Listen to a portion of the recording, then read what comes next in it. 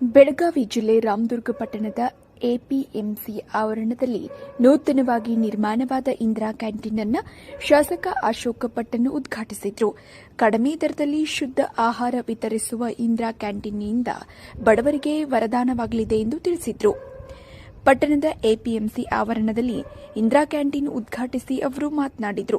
ಬಡ ಜನತೆಗೆ, ಅದರಲ್ಲೂ ವಿದ್ಯಾರ್ಥಿಗಳು, ಕೂಲಿ ಕಾರ್ಮಿಕರಿಗೆ ಕಡಿಮೆ ದರದಲ್ಲಿ ಹಸಿವು ನೀಗಿಸಲು ಇಂದಿರಾ ಕ್ಯಾಂಟೀನ್ ಸಹಾಯವಾಗಲಿದೆ.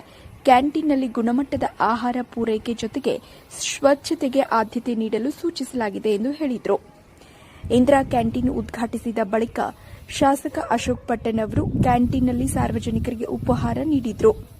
ಉದ್ಘಾಟನಾ ಸಮಾರಂಭದಲ್ಲಿ ಪುರಸಭೆ ಅಧ್ಯಕ್ಷರಾದ ಲಕ್ಷ್ಮೀ ಕಡಕೋಳ್, ಉಪಾಧ್ಯಕ್ಷರಾದ ಸರಿತಾ ದೂತ, ಸ್ಥಾಯಿ ಸಮಿತಿ ಅಧ್ಯಕ್ಷರಾದ ರಾಜು ಬೆಂಬಳಗಿ ಸೇರಿದಂತೆ ಪುರಸಭೆ ಸದಸ್ಯರು, ಅಧಿಕಾರಿಗಳು ಸೇರಿದಂತೆ ಸಾರ್ವಜನಿಕರು ಉಪಸ್ಥಿತರಿದ್ದರು.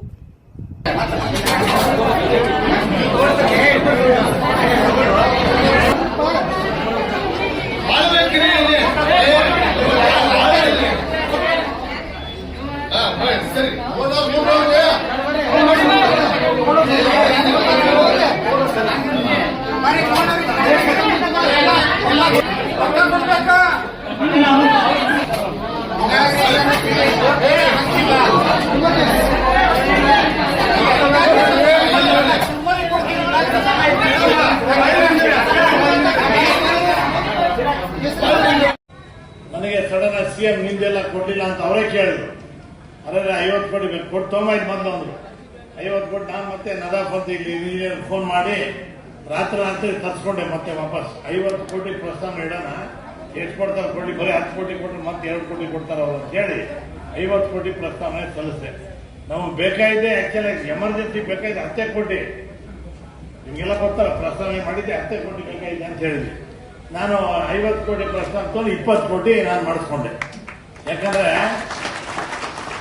ಎಲ್ಲಾ ಕಡೆ ನಾವು ಈಗ ನೀವೆಲ್ಲ ತಿಳ್ಕೋಬೇಕು, ಮುನ್ಸಿಪಾಲಿಟಿ ಒಳಗೆ, ನಮ್ಮ ಪುರಸಭೆ ಒಳಗೆ ಬಿಜೆಪಿಯವರು ಇದ್ರು ಕೂಡ ನಾವು ಬಿಜೆಪಿಯವರು ಕಾಂಗ್ರೆಸ್ ಅಂತ ನಾನು ಮಾಡಲ್ಲ. ಎಲ್ಲಾ ವಾರ್ಡ್ಗಳು ಒಂದೇ, ನಮಗೆ ಎಲ್ಲ ವಾರ್ಡ್ಗಳಿಗೂ ನನ್ನ ಮೆಂಬರ್. ಆದ್ರಿಂದ ಯಾರಿಗೂ ತಾರತಮ್ಯ, ಅಭಿವೃದ್ಧಿ ವರ್ಗನಿಗೆ ತಾರತಮ್ಯ ನೋಡಬಾರ್ದು ಅಂತೇಳಿ ಎಲ್ಲಾ ವಾರ್ಡ್ನವ್ರಿಗೂ ನಾವು ಈ ಕೆಲಸ ಹಾಕಿದ್ವಿ. ಯಾಕಂದ್ರೆ ಅಲ್ಲಿ ಕಡೆ ಕೂಡ ಅಲ್ಲಿ ಅವರು ಬಹಳ ಪ್ರಾಬ್ಲಮ್ ಇರ್ತಾರೆ ಎಲ್ಲಾನು. ನಮ್ಮ ಸರ್ಕಾರ ಇದ್ರು ಕೂಡ ಬಿಜೆಪಿ ಮೆಂಬರ್ಸ್ ಇಲ್ಲದ್ರೆ ಅವರು ಕೂಡ ನಾನು ಅವ್ರ ವಾರ್ಡ್ ಕೂಡ ಹಾಕಿದ್ದೀನಿ.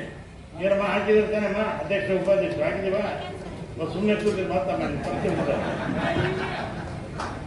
ಆದ್ರಿಂದ ನೋಡಮ್ಮ, ನಿಮ್ ಸರ್ಕಾರದಾಗ ನಮ್ಗೆ 3 ನಾಮ ಇಟ್ಟಿದ್ರಿ, ನಾವು ಅಷ್ಟೇ ವಿಭಜನೆ ಹಚ್ಚಿದ್ರಿ. ನಿಮಗೆ ಹಚ್ಚಿ ತಿಳ್ಕೋಬೇಕು ನೀವು.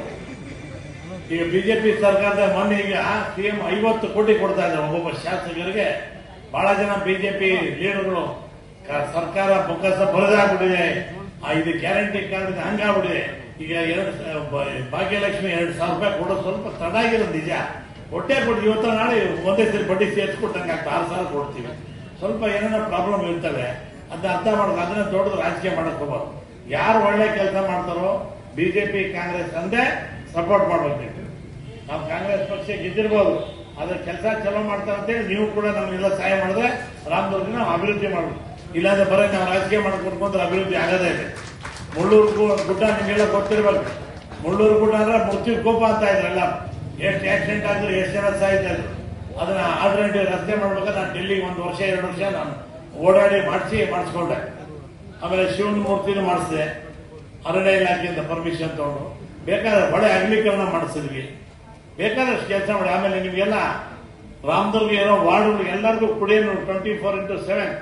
ಮೊದಲು ಒಂದು ಟ್ಯಾಂಕರ್ ಹೋದ್ರೆ ಗದ್ದಲ ಮಾಡ್ತಾ ಇದ್ವಿ, ಎಲ್ಲ ನಮಗೆ ನೀರಿಲ್ಲ ಅಂತ ಹೇಳಿ ಬೀದಿಯೊಳಗೆ ಬಂದು ಎಲ್ಲ ಹೆಣ್ಮಕ್ಳು ಗಲಾಟೆ ಮಾಡ್ತಾ ಇದ್ರು, ನಮಗೆ ನೀರಿಲ್ಲ ಅಂತ ಹೇಳಿ. ಆಮೇಲೆ ಎಲ್ಲ ಹೆಣ್ಮಕ್ಳು ನೀರು ಕೊಟ್ಟಿದ ತಕ್ಷಣ ನಿಮ್ಗೆಲ್ಲ ಅಣ್ಣಾರೆ, ನಿಮ್ಗೆಲ್ಲ ಅಮೃತ ಕೊಡ್ತೀವಿ ಅಂತಂದ್ರು.